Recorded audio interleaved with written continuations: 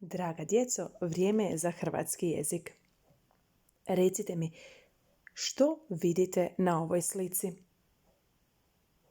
Vidite mnogo slova, bravo. Jesmo li mi naučili sva ta slova? Jesmo. Napokon smo došli i do posljednjeg slova dž. Zadnje slovo koje smo učili bilo je slovo dž. Dž kao džem. Zato je sada vrijeme da ponovimo sva slova koja smo naučili. Hajdemo ih ponoviti redom kako su zapisana na ovoj slici. Krenite zajedno sa mnom. Pripremi i A, B, C, Č, Ć, D, Đ, Đ, E, F, G, H, I, J, K, L, Lj, M, N, Nj, O, P, R, S, Š, T, U, V, Z, Ž. Bravo! Ovo je bilo zaista mnogo slova. Trebalo je puno truda da ih sve naučimo. Recite mi, znate li vi zašto mi moramo učiti slova? Točno, moramo učiti slova kako bismo mogli zapisati sve ono što želimo i kako bismo mogli čitati što želimo. Sada je vrijeme da otvorimo i svoj udžbenik iz hrvatskog jezika, pa vas sve molim da uzmete udžbenik iz hrvatskog jezika i otvorite ga na stranici gdje nam je lekcija abecede.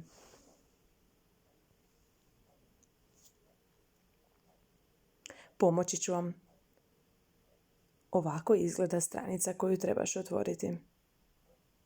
Izvrsno. Na ovoj slici također imamo slova. Gdje su sva slova napisana, vidiš li? Izvrsno, u ovom pravokutniku. Veliki pravokutnik koji je podijeljen na manje kvadrate. Hajde prebroj koliko tih kvadrata ima.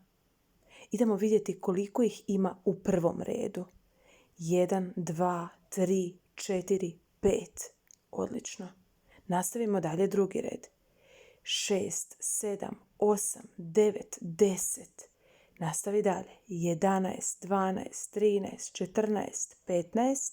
U četvrtom redu 16, 17, 18, 19, 20. Idemo dalje. 21, 22, 23, 24, 25. Nastavimo dalje. 26, 27, 28, 29 i 30. Možda nisu svi znali brojati do 30 jer to još nismo učili. Ali evo, pomogla sam vam ja i mogu vam reći da smo prebrali 13 kvadrata. Što to znači? Možeš li zaključiti koliko smo mi onda slova naučili?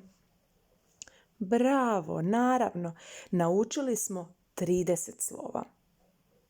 Kada imamo ovakav poredak slova, kada su sva slova na okupu, znaš li kako mi zovemo zajedno sva slova? Kako zovemo sva slova koja se nalaze u hrvatskom jeziku? Bravo! Abeceda je poredak slova u hrvatskom jeziku. Vrlo je važno naučiti abecedu napamet, ali to nije teško, vjerujte mi. Ponovit ćete nekoliko puta za mnom i zapamtit ćete abecedu. Pa krenimo još jednom, pročitajmo abecedu.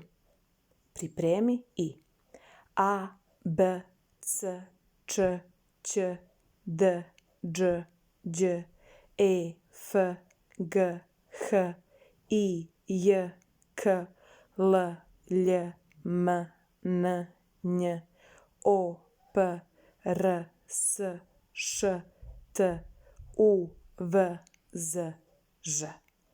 Izvrsno. Spremni smo odgovoriti i na pitanja koja se nalaze ispod abecede. Pročitajmo zajedno pitanje. Pripremi i. Koliko slova ima abeceda? Koliko slova ima abeceda? Odlično, prebrali smo 30. 30 se piše 3 nula. Pa napišite svi 3 nula. Odlično. Kada smo napisali odgovor na pitanje, odgovorili smo kratko, napisali smo broj 30, 3 nula. Ali što smo zaboravili? Bravo, zaboravili smo rečenični znak, pa stavi točku na kraj. Nastavimo dalje. Moramo nadopuniti sljedeću rečenicu. Prvo je slovo. Koje je prvo slovo u abecedi? Pogledaj gornji pravokutnik i koji je prvi kvadrat? Gore na vrhu je prvi kvadrat sa slovom A. Znači prvo je slovo A. Napiši na ovu crticu A. Izvrsno. A zadnje? Koje je zadnje slovo? Pogledaj u pravokutnik s abecedom i pogledaj koji je zadnji kvadrat, dolje skroz na dnu, u desnom kutu dolje je slovo Ž. Pa napiši na ovu crticu Ž. Pročitat ćemo ponovno tu rečenicu. Prvo je slovo a zadnje Ž. Bravo. Idemo na sljedeći zadatak. Koje je slovo neposredno ispred K? Pronađite svi gore u pravokutniku. U abecedi pronađi K. Traži, hajde. Prati prstićem od početka abecede. Svaki jedan red, u prvom redu nije. Prati drugi red, u drugom redu nije. Prati treći red, evo ga. Na kraju trećeg reda nalazi se slovo K. I pogledaj koje je slovo ispred njega. Koje je slovo neposredno ispred, neposredno prije K. Bravo, to je slovo J. Napiši ga onda dolje kod ovoga pitanja. Napiši na crticu J. Bravo. Idemo na pitanje ispod. Koje je slovo neposredno iza R? Traži R u abecedi gore. U prvom retku nije R. U drugom nije. U trećem prati nije. Prati u četvrtom redu, je li nam slovo R? Nije. U petom, evo ga, u petom retku treći kvadrat je slovo R. Pitanje kaže, koje je slovo neposredno iza R? Pronašli ste R i pogledaj koje je slovo neposredno iza R. Bravo, to je slovo S. Pa napiši pokraj od pitanja koje je slovo neposredno iza R, vi napišite S. I stavi naravno rečenični znak točka. Sljedeće pitanje. Kojim slovom počinje tvoje ime? Kojim slovom počinje tvoje ime? Odgovori na glas.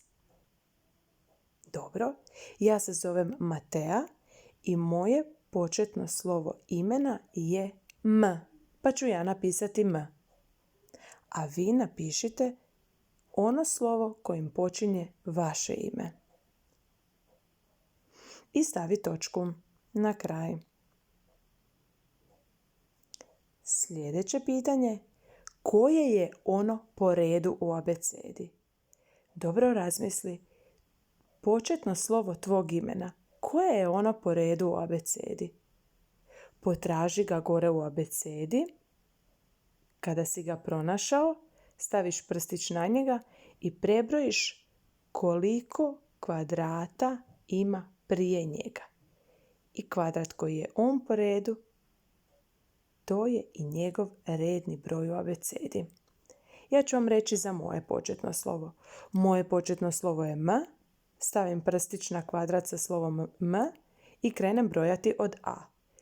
A1, B2, C3, C4, C5, D6, G7, G8, E9, F10, G11, H12, I13, J14, K15, L16, Lj17 i M18.